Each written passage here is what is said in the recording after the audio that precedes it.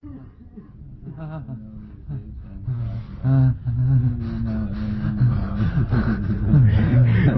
way. You follow me. Where are you taking me? You want special pipe?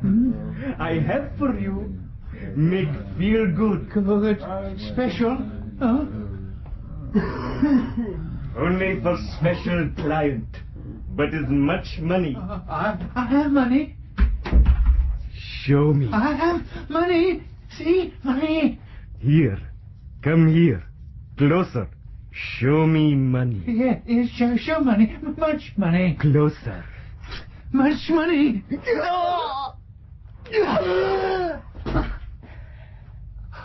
Much money.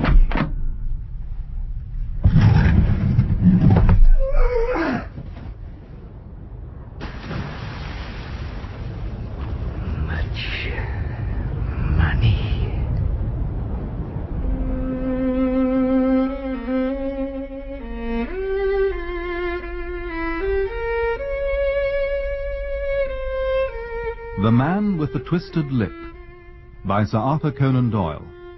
Dramatized for radio by Peter Mackie. With Clive Merrison as Sherlock Holmes and Michael Williams as Dr. John Watson. And featuring Robin Herford as Hugh Boone. The Man with the Twisted Lip.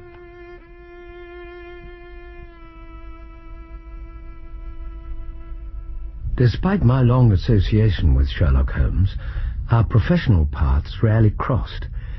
Naturally, there were occasions when, in pursuance of some of the many criminal investigations we undertook together, my experience as a medical man was of especial value. But to be consulted as a doctor, and then find that my independent course of action brought me into direct contact with a case upon which Holmes was engaged, that was a rare event indeed. The particular adventure I have in mind first involved me at the end of a long and trying day at my practice. Mary, as I recall, was engaged with her needlework, whilst I must confess, was already glancing at the clock and contemplating the joys of a good night's sleep. A patient. You'll have to go out. Last. John. Oh, sorry, my dear. We heard the front door open, a few hurried words, and then quick steps upon the linoleum. Our own door flew open, and a lady, clad in some dark-coloured stuff, with a black veil, entered the room. You will excuse my calling so late. Why, it's Kate Whitney. Oh, I'm in such trouble. Kate? I do so want a little help. My dear, what is the matter? I didn't know what to do, so I came straight to you. Of course you did. It was very sweet of you. Now you must have some wine and water and sit here comfortably and tell us all about it. Or should you rather that I sent John off to bed? Oh, no. I want the doctor's advice. And help, too. It's about Isa. He's not been home for 2 days. I'm so frightened for him. Mrs. Whitney, has your husband returned to his old habit? Has he taken to opium again? Yes. I feared he would. Oh, but he tried, Doctor. And I know he tried to keep it from me, too. Well, up until now, his orgies have always been confined to one day, and he would come back twitching and shattered in the evening. But now, he's been away for 48 hours. What am I to do? Please, you must help me. Please. Which den does he make use of? It's near the docks. The Bar of Gold in Upper Swandam Lane. Oh, but how can I make my way into such a place? And perhaps I could escort you. No, on second thoughts, I could manage it better if I were alone. Yes, as your husband's medical advisor, that is my responsibility. I believe I may still be able to influence him. If indeed he is at the address you have given me, you have my word. I will send him home in a cab within 2 hours. Please be careful, John. Of course, my dear. I shall be as quick as I can. And so, in 10 minutes, I had left my armchair and cheery sitting room behind me, and was speeding eastward in a hansom on a strange errand, as it seemed to me at the time, though the future only could show how strange it was to be. Upper Swandam Lane is a vile alley lurking behind the high wharves which line the north side of the river to the east of London Bridge.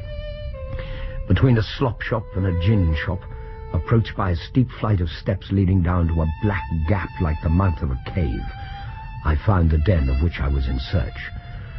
Ordering my cab to wait, I passed down the steps, worn hollow in the centre by the ceaseless tread of drunken feet.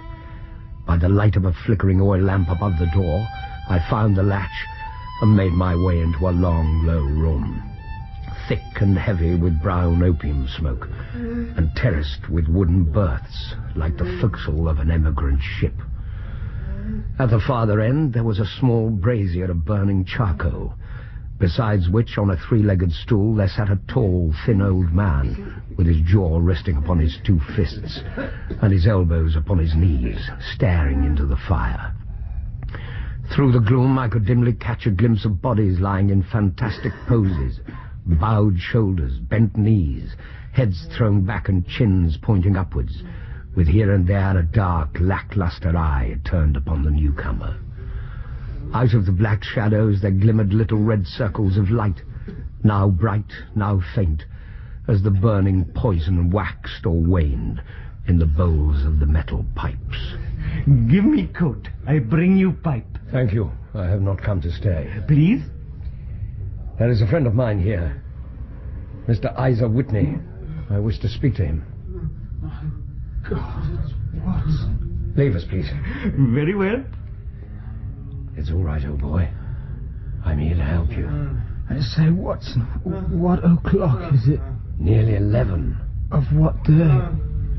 Isa Whitney, brother of the late Elias Whitney, D.D., principal of the Theological College of St. George's, much addicted to opium. The habit grew upon him, as I understand, from some foolish freak when he was at college. For having read De Quincey's description of his own dreams and sensations, he had drenched his tobacco with laudanum in an attempt to produce the same effects. He found, as so many more have done, that the practice is easier to attain than to get rid of, and for many years he continued to be a slave to the drug, an object of mingled horror and pity to his friends and relatives. Today is Friday, June the 19th. Friday? Good heavens. I thought it was Wednesday. It is Wednesday. What do you want to frighten a chap for? I tell you that it is Friday, man. Your wife has been waiting these 2 days for you. You should be ashamed of yourself. So I am. Find out what I owe, Watson. I'm all off colour. I can do nothing for myself. I walked down the narrow passage between a double row of sleepers, holding my breath to keep out the vile, stupefying fumes of the drug, and looking about for the manager. As I passed the tall man who sat by the brazier, I felt a sudden pluck at my coat tail. Walk past and then look back at me. The words could only have come from the old man at my side, and yet as I glanced down, he sat as absorbed as ever, very thin, very wrinkled, bent with age, an opium pipe dangling down from between his knees, as though it had dropped in sheer lassitude from his fingers. I took 2 steps forward and looked back. Good God! The old man had now turned his back so that none could see him but I. His form had filled out. His wrinkles were gone. The dull eyes had regained their fire. And there, sitting by the brazier and grinning at my surprise, was none other than Sherlock Holmes. Holmes, What on earth are you doing in this den? as low as you can. I have excellent ears. If you would have the great kindness to get rid of that sottish friend of yours, I should be exceedingly glad to have a little talk with you. I have a cab outside. Pray send him home in it. He's too limp to get into any mischief. And also send a note by the cabman to your wife to say that you've thrown in your lot with me. If you'll wait outside, I shall be with you in 5 minutes. It was difficult to refuse any of Sherlock Holmes' requests, for they were always so exceedingly definite, and put forward with such a quiet air of mastery.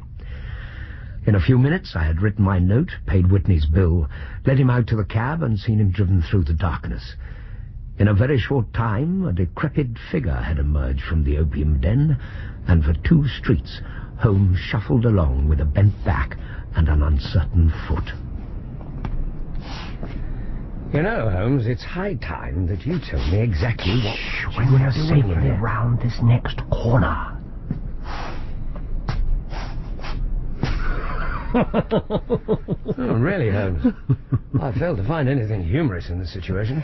I suppose, Watson, that you imagine that I've added opium smoking to cocaine injections and all the other weaknesses on which you favoured me with your medical views. I was certainly surprised to find you in a place like that. But not more so than I to find you. I came to find a friend. And I to find an enemy. An enemy? Yes, one of my natural enemies, or shall I say, my natural prey. Watson, I'm in the midst of a very remarkable inquiry, and I've hoped to find a clue in the incoherent ramblings of these sorts, as I've done before now. Had I been recognized in that den, my life would not have been worth an hour's purchase.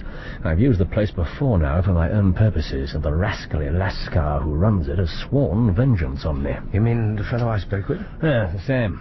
The trapdoor at the back of that building, near the corner of Paul's Wharf, which could tell some strange tales of what's passed through it upon moonless nights. You mean bodies? Oh, yes, bodies, Watson. We should be rich men if we had £1,000 for every poor devil who's been done to death in that den. It's the vilest murder trap on the whole riverside, and I fear Neville St. Clair has entered it never to leave it more. Who is this Sinclair fellow? Yeah, one moment. Our trap should be here. Ah, there he is. Now, Watson, you'll come with me, won't you? If I can be of any use. Oh, a trusty comrade is always of use, and a chronicler even more so. Where shall we be sleeping tonight? In my room at the Cedars. It's a double-bedded one. The Cedars? Mr. Sinclair's home. I'm staying there while I conduct the inquiry. Where is it then? Near Lee, in Kent. We have a 7-mile drive before us. Yeah, but I'm all in the dark. Of course you are. Well, you'll know about it presently. All right, John. We'll be driving ourselves. Jump up, Watson. Up there. And we dashed away through the endless succession of sombre and deserted streets, which widened gradually until we were flying across a broad balustraded bridge with the murky river flowing sluggishly beneath us. A dull wrack was drifting slowly across the sky, and a star or two twinkled dimly here and there through the rifts of the clouds. Holmes drove in silence, with his head sunk upon his breast, and the air of a man who was lost in thought, while I sat beside him, curious to learn what this new quest might be, which seemed to tax his powers so sorely, and yet afraid to break in upon the current of his thoughts. We had driven several miles, and were beginning to get to the fringe of the belt of suburban villas, when he shook himself, shrugged his shoulders, and lit up his pipe with the air of a man who has satisfied himself that he is acting for the best. You have a grand gift of silence, Watson. It makes you quite invaluable as a companion. What have you to say, sir? It's a great thing for me to have someone to talk to, for my own thoughts are not over-pleasant. I was wondering what I should say to this dear little woman tonight when she meets me at the door. You'll forget that I still know nothing about it. And I shall just have time to tell you the facts of the case before we get to Lee. It seems absurdly simple, and yet somehow I can get nothing to go on. There's plenty of thread, no doubt, but I can't get the end of it into my hand. Now, I'll state the case clearly and concisely to you, Watson, and maybe you can see a spark where all is dark. Proceed, then. But some years ago, to be definite, in May 1884, there came to Lee a gentleman, Neville St. Clair by name, who appeared to have plenty of money. By degrees, he made friends in the neighborhood, and in 1887 he married the daughter of a local brewer, by whom he now has 2 children. He had no occupation, but was interested in several companies, and went to town, as a rule, in the morning, returning by the 5:14 from Cannon Street every night. And Mr. St. Clair is now 37 years of age, is a man of temperate habits, a good husband, a very affectionate father, and a man who is popular with all who know him. Am I going too fast, Watson? No, not at all. Pray continue. Last Monday, Mr. Neville St. Clair went to town rather earlier than usual, saying he would bring his little boy home a box of bricks. Now, by the merest chance, his wife received a telegram upon this same Monday to the effect that a small parcel of considerable value, which she'd been expecting, was waiting for her in the offices of the Aberdeen Shipping Company. Now, if you're well up in your London, you will know that the office of the company is in Fresno Street, which branches out of Upper Swandam Lane, where you found me tonight. So, Mrs. Sinclair had her lunch, started for the city, got her packet, and found herself at exactly 4:35 walking through Swandam Lane on her way back to the station. Not a pleasant neighbourhood for a lady. No, indeed. If you remember, Monday was an exceedingly hot day, and Mrs. Sinclair walked slowly, glancing about in the hope of seeing a cab. Then she heard a cry. She was struck cold to see her husband looking down at her, and, as it seemed to her, beckoning to her from a second-floor window. The window was open, and she distinctly saw his face, which she describes as being terribly agitated. He waved his hands frantically to her, and then vanished from the window so suddenly that it seemed to her that he'd been plucked back by some irresistible force from behind. Extraordinary. One singular point which struck her quick feminine eye was that although he wore some dark coat, such as it started to town in, he had on neither collar nor necktie. Convinced there was something amiss with him, she hurried down the steps, for the house was none other than the opium den in which you found me tonight, and running through the front room, she attempted to ascend the stairs which led to the second floor. At the foot of the stairs, however, she met that Lascar scoundrel who thrust her back and pushed her out into the street. Filled with the most maddening doubts and fears, she rushed down the lane and, by rare good fortune, met in Fresno Street a number of constables with an inspector, all on their way to the beat. The inspector and two men accompanied her back, and in spite of the continued resistance of the proprietor, made their way to the room in which Mr. Sinclair had last been seen. And? Exactly what happened then, I would like you to hear from Mrs. Sinclair herself. We are almost at the house. Suffice it to say, at this stage, Neville St. Clair was nowhere to be seen. In fact, in the whole of that floor, there was no one to be found save a sinister cripple. His name is Hugh Boone, and his hideous face is one which is familiar to every man who goes much into the city. A professional beggar, and such a piteous spectacle that a small rain of charity descends into the greasy leather cap which lies upon the pavement beside him.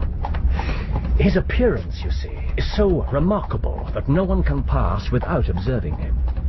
A shock of orange hair, a pale face disfigured by a horrible scar which, by its contraction, has turned up the outer edge of his upper lip, a bulldog chin, and a pair of very penetrating dark eyes which present a singular contrast to the colour of his hair, all mark him out from amid the common crowd of mendicants. So, too, does his wit, for he's ever ready with a reply to any piece of chaff which may be thrown at him by the passers-by. This is the man whom we now learn to have been the lodger at the opium den, and to have been the last man to see the gentleman of whom we are in quest. Ah, here we are, the Cedars. Yes, and we're expected. There's still a light on. So what did this cripple have to say for himself? Both he and the Lascar stoutly swore that no one else had been in the front room during the afternoon. Obviously lying. Quite possibly. Especially as traces of blood were to be seen on the windowsill and several scattered drops were visible upon the wooden floor of the bedroom. For the moment, Watson, just let me give you this thought. Well, there is only one entrance to that house in Swandam Lane, and all the back windows look directly onto the river, which was at its height at the time. When the mud was revealed once more, however, the police inspector found not Mr. Neville St. Clair, but a coat identified as belonging to him. And do you know why that coat had not been dragged away by the fierce currents of an ebbing tide, Watson? Weighted in some way? Every pocket had been stuffed with coppers. 421 pennies and 270 halfpennies. They must assume that the body, being less encumbered, was sucked away into the river. Ah, the groom will take care of our horse. Shall we go in? Mrs. St. Clair, may I present my colleague, Dr. Watson? I'm delighted to see you. Madam? You will, I'm sure, forgive anything that may be wanting in our arrangements when you consider the blow which has come so suddenly upon us. My dear madam, I am no campaigner. And if I were not, I can very well see that no apology is needed. Please, gentlemen, do take a seat. Thank you. Thank you. Now, Mr. Sherlock Holmes, I should very much like to ask you one or two plain questions to which I beg that you will give a plain answer. Certainly, madam. Do not trouble about my feelings. I am not hysterical nor given to fainting. I simply wish to hear your real opinion. Upon what point? In your heart of hearts, do you think Neville is alive? Frankly now. Frankly, I do not. You think that he is dead? I do. Murdered? I don't say that. Perhaps. And on what day did he meet his death? On Monday. Then perhaps, Mr. Holmes, you will be good enough to explain how it is that I've received a letter from him today. What? Yes, today. Well, may I see it? Certainly. Oh, thank you. A Gravesend postmark, this morning's date, a coarse hand. Well, surely this is not your husband's writing, madam? No, but the note inside certainly is. I perceive also that whoever addressed the envelope had to go and inquire as to the address. How can you tell that, Holmes? The name, you see, is in perfectly black ink, which has dried itself. The rest is of a greyish colour, which shows that blotting paper has been used. Now, if it had been written straight off and then blotted, none would be of a deep black shade. Now, this man has written the name, and there has been a pause before he wrote the address, which can only mean that he was not familiar with it. It is, of course, a trifle, but there is nothing so important as trifles. Now, let us now see the letter. Ah, yes, there's been an enclosure here. Yes, there was a ring, his signet ring. Yes, I see. Dearest, do not be frightened. All will come well. There is a huge error which it may take some little time to rectify. Wait in patience. Neville. Written in pencil upon the flyleaf of a book, octavo size, no watermark. Posted today in Gravesend by a man with a dirty thumb, and the flap has been gummed, if I'm not very much in error, by a man who'd been chewing tobacco. And you've no doubt it's your husband's hand, madam? None. Neville wrote those words. Well, Mrs. Sinclair, the clouds lighten, though I should not venture to say that the danger is over. But he must be alive, Mr. Holmes. Unless this letter is a clever forgery to put us all on the wrong scent. The ring, after all, proves nothing. It may have been taken from him. No, it is his very own writing. Very well. It may, however, have been written on Monday and only posted today. That is possible. Yes, if so, much may have happened between. Oh, you must not discourage me, Mr. Holmes.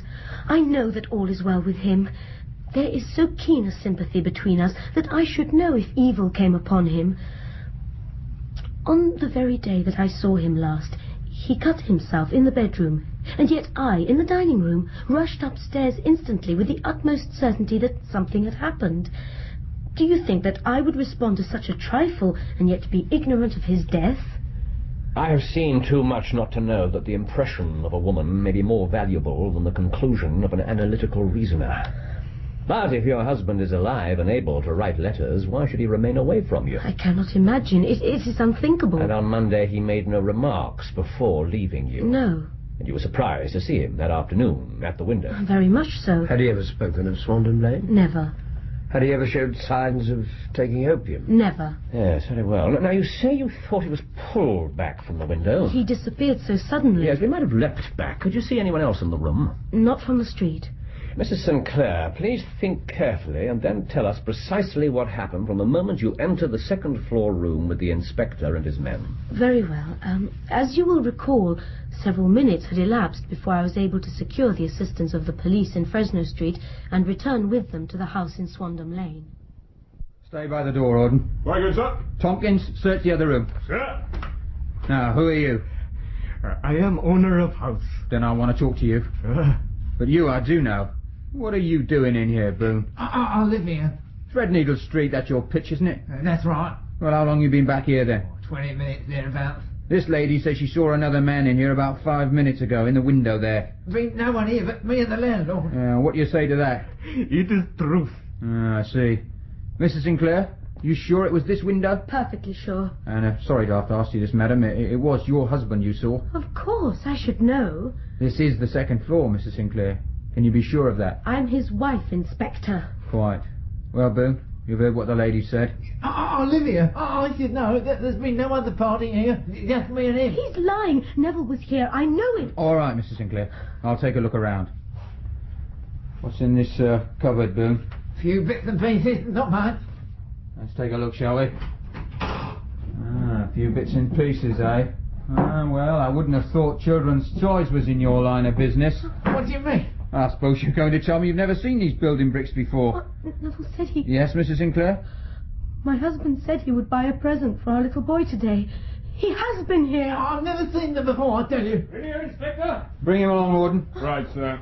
I've done nothing, I tell you. That's enough You of ain't got that, no... sir. What is it, Tompkins? Found these behind the curtain there, sir. Boots, socks, hat, watch. Mrs. Sinclair? Yes. They are my husband's. Are you all right, madam? I... You better sit down. I should be all right, Inspector. All right, Boone. What do you know about this? Nothing. Oh, I swear, I've never seen those clothes before. Did you open this window, Tompkins? No, sir. Let's have a look then. River's high. Come here, Boone. I said here. What's this then? Where? On the sill there. Blood. It's mine. See? Oh, my hand. I cut myself So earlier. you have. But who's to say that's your blood on the window? Who's to say it's not from Mr. Neville Sinclair? After you cut his throat and pushed his body into the river. No. You Boone, I arrest you for the murder of Neville Sinclair. But I'm innocent, I tell you. I've never seen this thing. Take him down to the station. No, it's a mistake. He was never here. That's enough from you. Yeah, and I want to see you again later. I'm not glowing, sir. Just make sure you don't. I'm innocent, I tell you. Innocent. At that moment, then, you believed your husband dead? Yes. You know what agony and grief these last few days have held for me, Mr. Holmes. But today, this letter, the relief of knowing he is alive. But not where he might be. Neville has good reason for keeping that from me, Mr. Holmes. For the moment, it is enough to know he will return to his family. He has asked me to be patient, and I will. And now, if you will excuse me, Mr. Holmes, it has been a long day. Of course. My apologies for keeping you up so late. Your supper has been laid out in the dining room. Oh, that'll be most welcome. And then we, too, must retire, Watson. I suspect we may have a busy day tomorrow. A large and comfortable double-bedded room had been placed at our disposal, and I was quickly between the sheets, for I was weary after my night of adventure. Sherlock Holmes was a man, however, who, when he had an unsolved problem upon his mind, would go for days and even for a week without rest. It was soon evident to me that he was now preparing for an all-night sitting. He took off his coat and waistcoat, put on a large blue dressing-gown, and then wandered about the room, collecting pillows from his bed and cushions from the sofa and armchairs. With these he constructed a sort of eastern divan, upon which he perched himself cross-legged, with an ounce of shag tobacco and a box of matches laid out in front of him.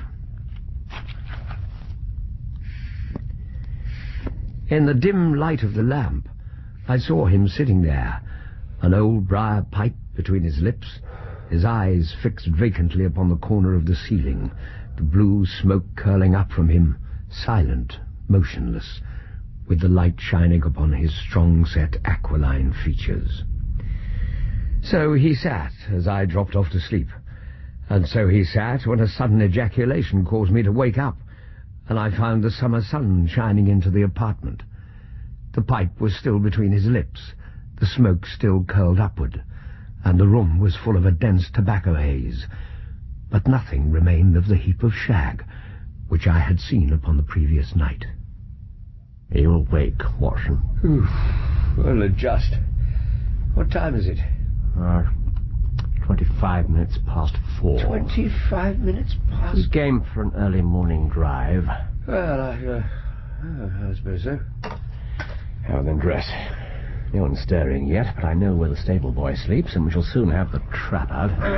What's all this about, Holmes? I want to test a little theory of mine. I think, Watson, that you are now standing in the presence of one of the most absolute fools in Europe who deserves to be kicked from here to Charing Cross.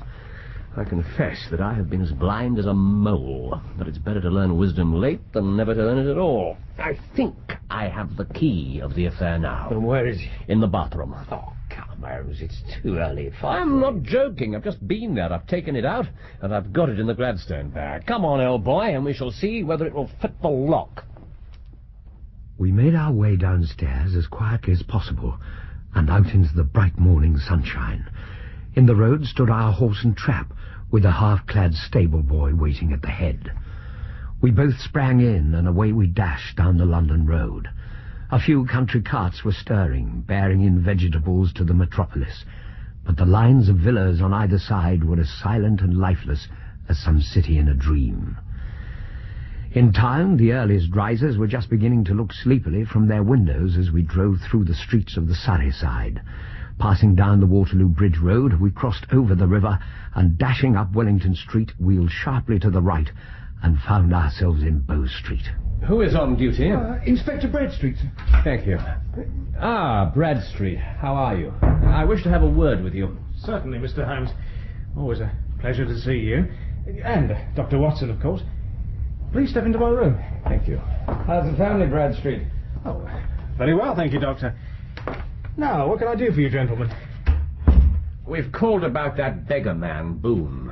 The one who was charged with being concerned in the disappearance of Mr. Neville St. Clair of Lee. Oh, yes. Brought up and remanded for further inquiries. So I heard. You have him here? Where else? Quite a regular guest in the Bow Street cells is our Mr. Boone. Yes, you speak as though you've developed a certain rapport with the man. Oh, I don't know about that, Mr. Holmes. But I do know I've run him in quite a few times over the years. Last occasion couldn't have been more than a couple of weeks back. Matches, madam? Matches for the light of your life? No, as you like. Oh, matches, sir. Box of... morning, Mr. Bradstreet, sir. I was just going... There is only one place you're going, Boone. There's no need for that, Mr. Bradstreet. I'm not hurting anyone. That's a matter of opinion. Well, if it's my opinion you want. All right, Boone. That'll do. On your feet. Very good, Mr. Bradstreet. I'll just put my matches away. Be quick about it. Oh, here's my stock. Must look after that. Proper street trader I am, not like them round the corner. Just beggars they are. They're the ones you want to get off the streets. I'll be the judge of that. And all be the judge of me. We'll just have to see, won't we? Well, I don't know what you're worried about. Looks like there's enough in your cap, whatever the fine is. Yes, I think you're right there. Now, Mr. Bradstreet, ready when you are. Been more than just a fine this time, I shouldn't wonder. Tell me, Inspector, is he quiet? Even more than usual, Mr. Holmes, though he never really gives us any trouble.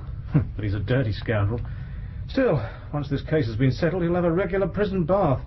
I think if you saw him, you'd agree with me, he needed it. I should like to see him very much. Oh, that's easily done, Mr. Holmes. I'll take you down myself. You can leave your bag here if you like. No, I think that I'll take it. Very good. Right, gentlemen. Bradstreet led us down a passage, opened a barred door, passed down a winding stair, and brought us to a whitewashed corridor with a line of doors on each side. There he is, sleeping like a baby. Care to take a look, gentlemen? Thank you. As we took our turn at the grating, I saw that the prisoner lay with his face towards us in a very deep sleep, breathing slowly and heavily.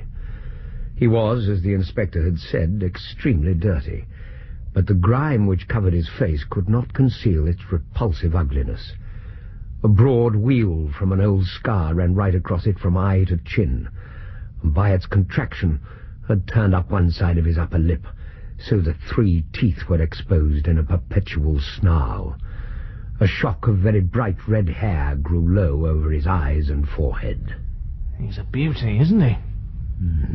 He certainly needs a wash.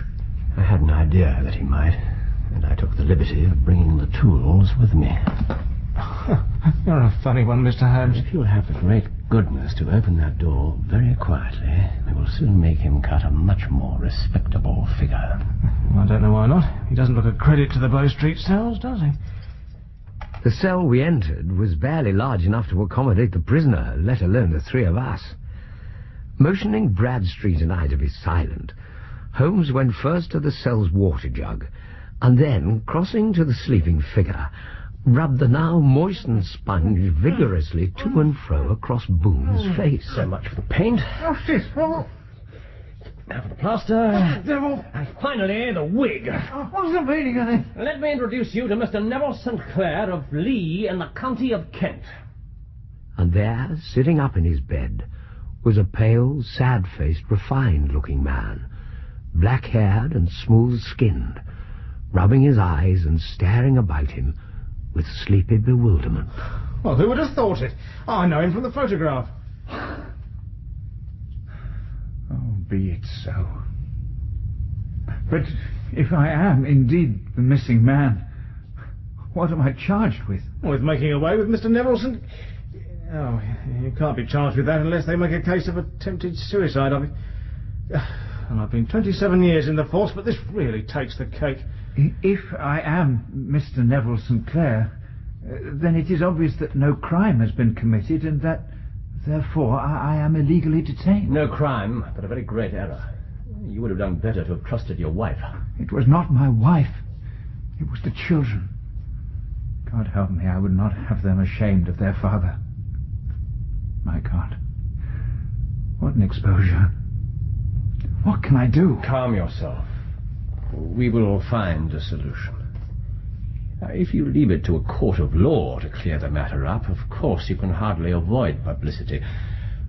On the other hand, if you convince the police authorities that there's no possible case against you, I don't know that there's any reason that the details should find their way into the papers. God bless you. I would have endured imprisonment, aye, even execution, rather than have left my miserable secret as a family blot to my children. Might I suggest, Mr. St. Clair, that you now tell us the circumstances that brought you into this predicament? Of course. You are the first who has ever heard my story. Perhaps we should hear it in my office. After all, Mr. St. Clair, we can hardly consider you a prisoner any longer, can we? This way, if you please.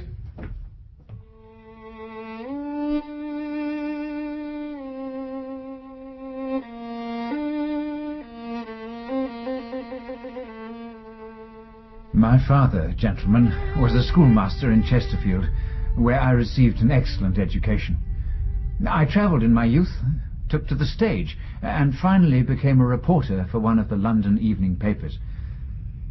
One day, my editor wanted a series of articles upon begging in the metropolis, and I volunteered to supply them.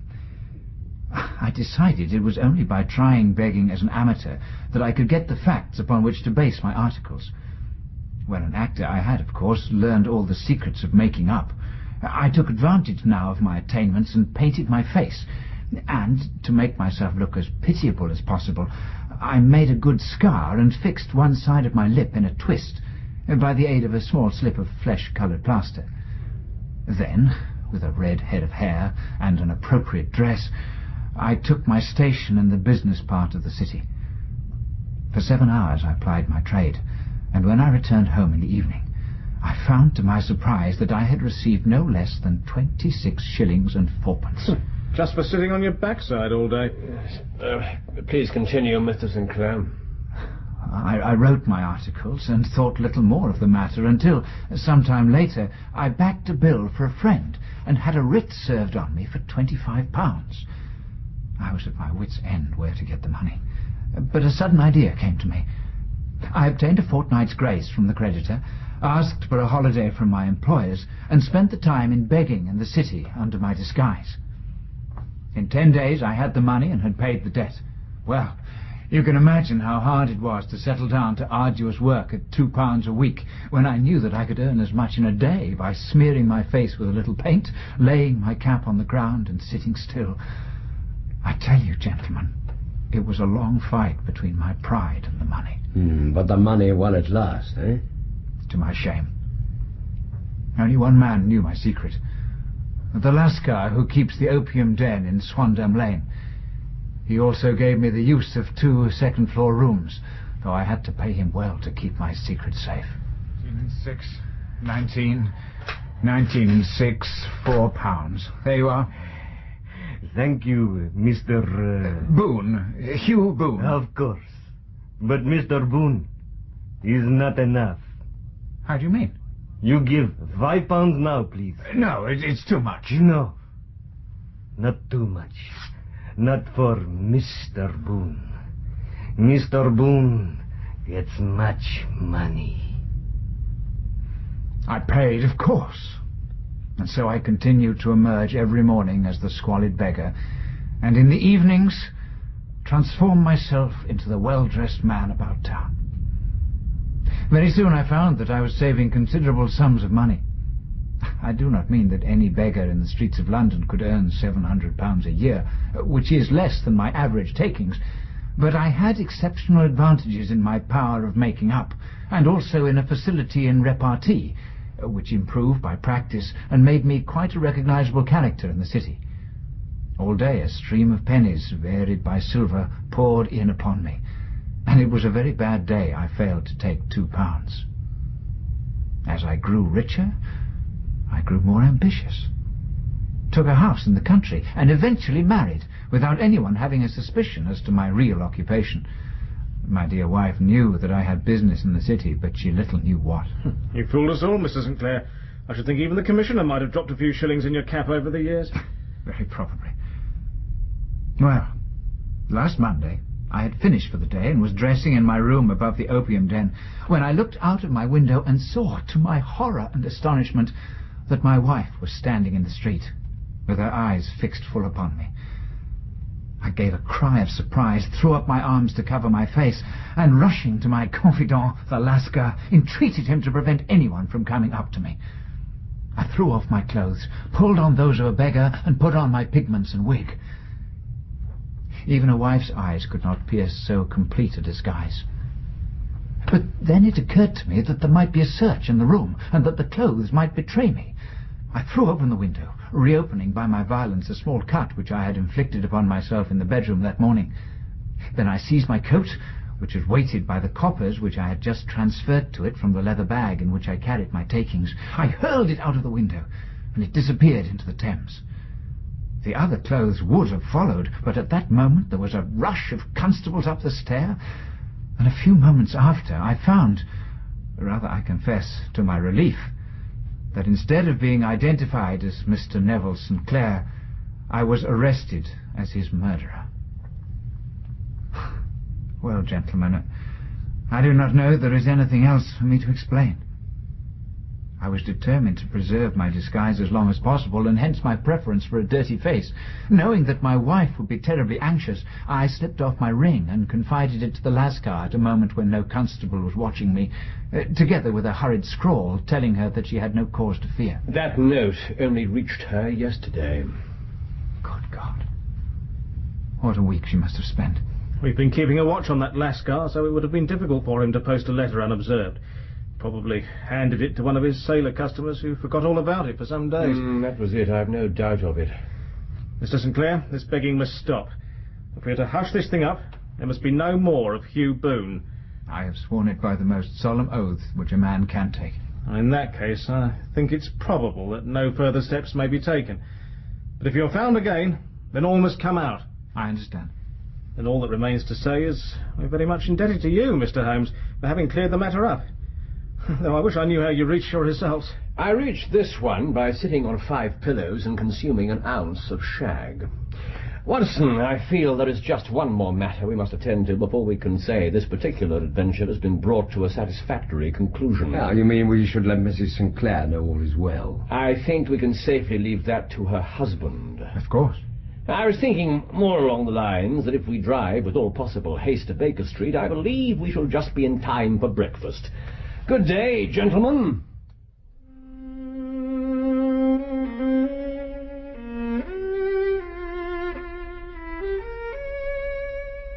In The Man with the Twisted Lip, Sherlock Holmes was played by Clive Merrison and Dr. Watson by Michael Williams. Hugh Boone, alias Neville St. Clair, was played by Robin Herford, with Danielle Allen as Mrs. St. Clair, Emma Gregory as Kate Whitney, George Winter as Isa Whitney, Elizabeth Mansfield as Mary Watson, David Googe as Inspector Bradstreet, David Bannerman as Constable Tompkins, and Angus Wright as Constable Horden. Other parts were played by members of the cast. The violinist was Leonard Friedman. The Man with the Twisted Lip was dramatized for radio by Peter Mackie, produced by Enid Williams, and directed by Patrick Rayner.